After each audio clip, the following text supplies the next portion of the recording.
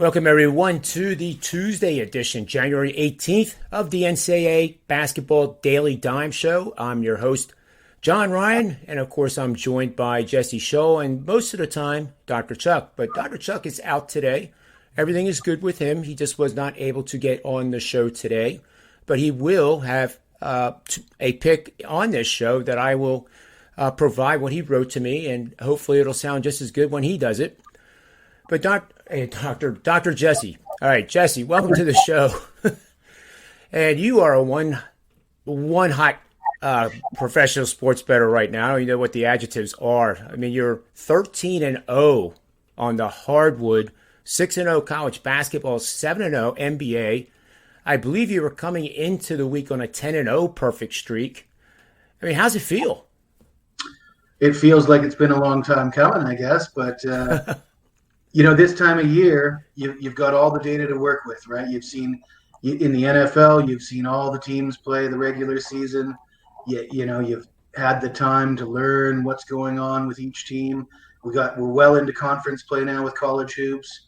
So this is not abnormal that I tend to do better given all that data to work with. It's good stuff.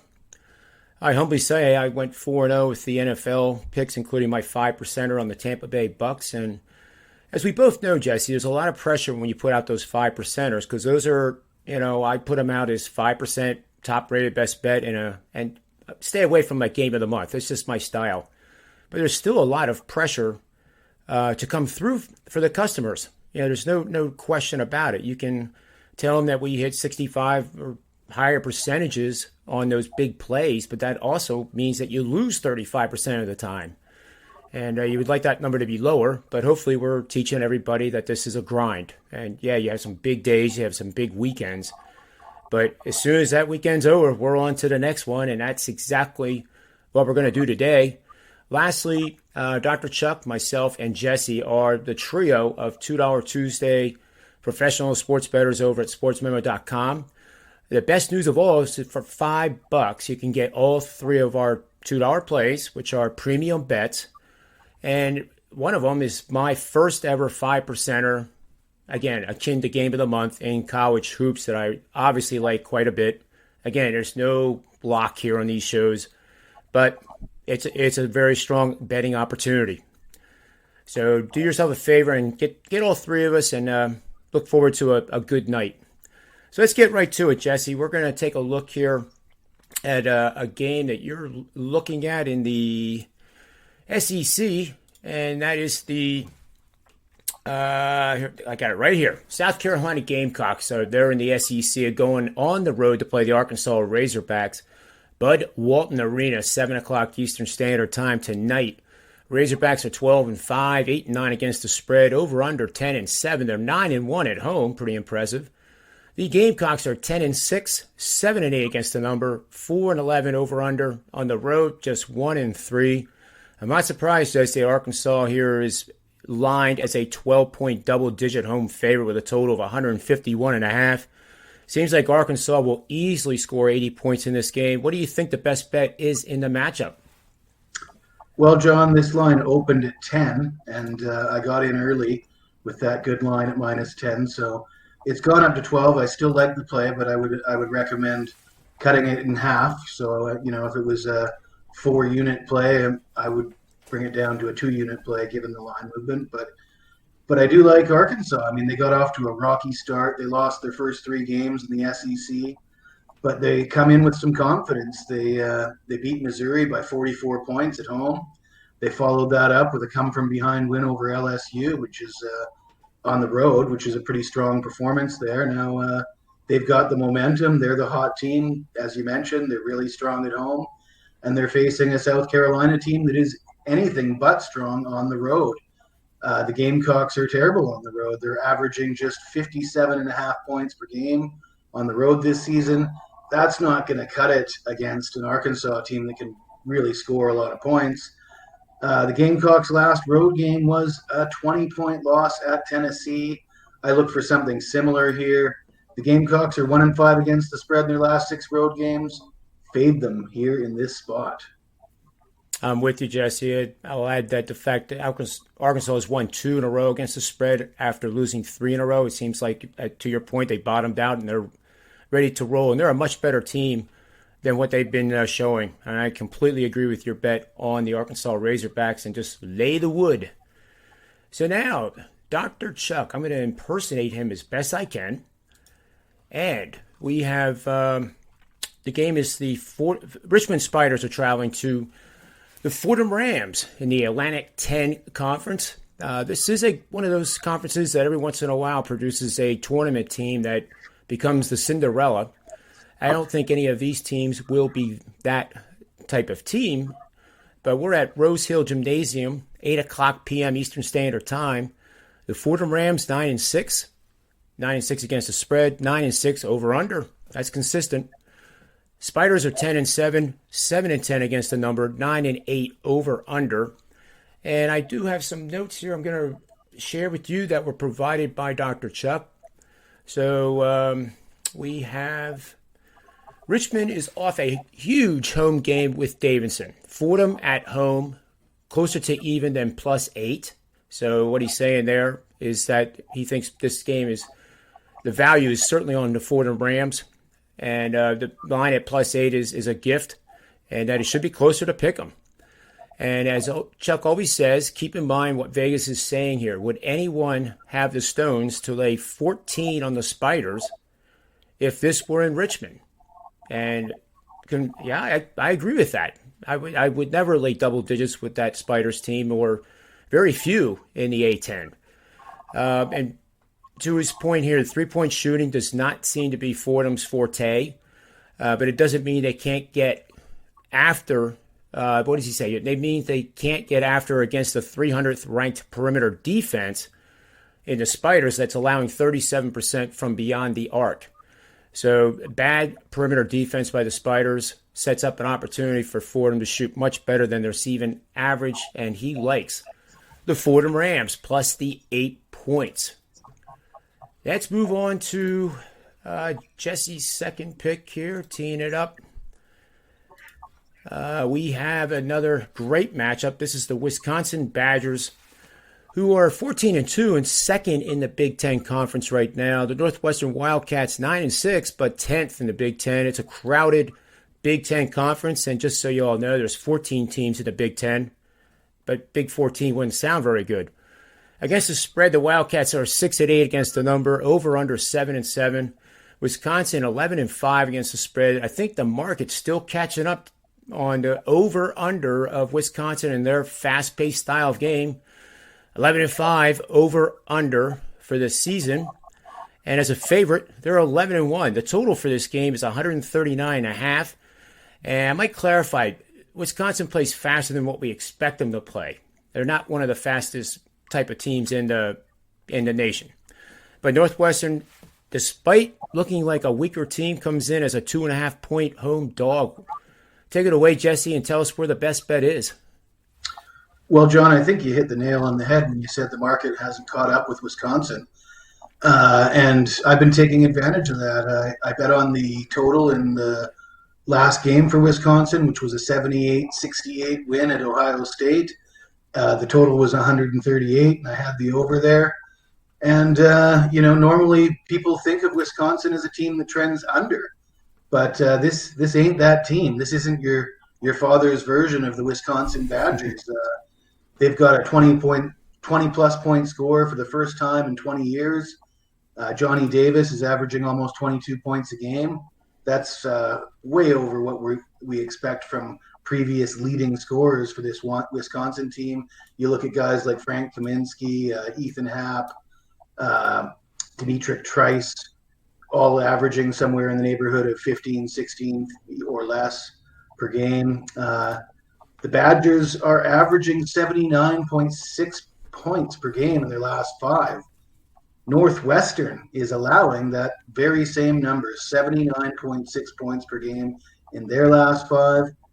Wisconsin, normally you think of Wisconsin as a very strong defensive team. They've allowed 73.8 points per game in their last 5 games. And Northwestern, you might think they can't score, but they're averaging 75 points per game in their last 5 games.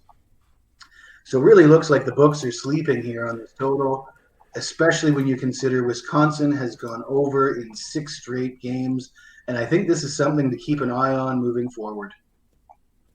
Well, that's a great point, Jesse. 6 straight consecutive overs. We talk a lot about trends and having the smarts and the data to support when that trend matures and when it's going to settle out for a while, much like a consolidation of a bullish stock on the financial markets exchange. Do you think the trend here is going to continue to the over? The market hasn't caught up, and it also reminds me of a Manny's Pub Show where on the NHL portion of it, it had to do with Seattle, and you had said probably 45 days ago, because they've played like 26 games. It's got to be at least that long ago. You said fade Seattle.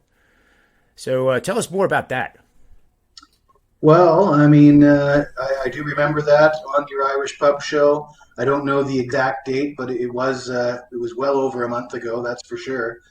And at that time, I had noticed that the odds makers were not really giving accurate odds on the Seattle Kraken games.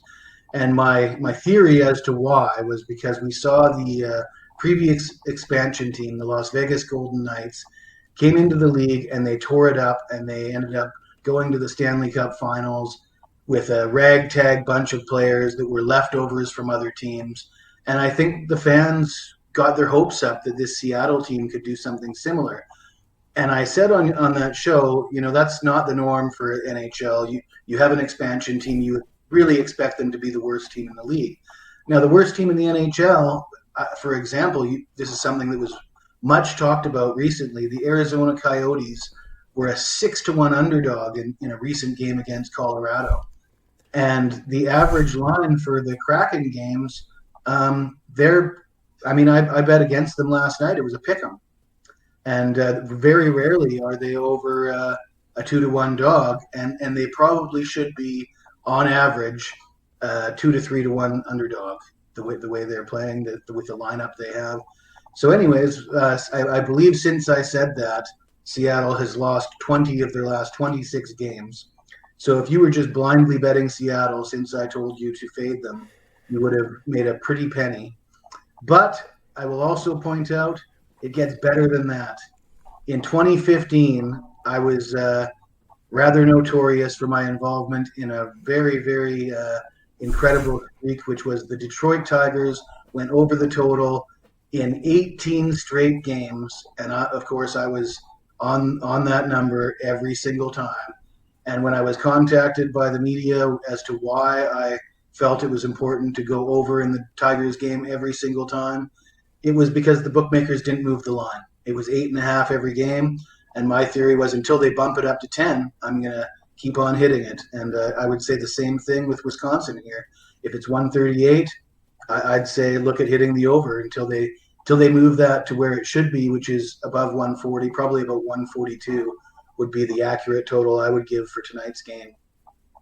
That's great stuff, Jesse, especially the last part there of where your mind might start going neutral on playing the over with Wisconsin. But I agree with you. I don't think the market is caught up, and I think the public is trying to fade that trend. And as long as that is in place, the over's going to win more times with Wisconsin games than the under, for sure. Good stuff, Jesse. Now it's going to be my turn here. And we're looking in the ACC here with the Tar Heels. They're third in the ACC right now, and surprise, surprise, Miami Hurricanes.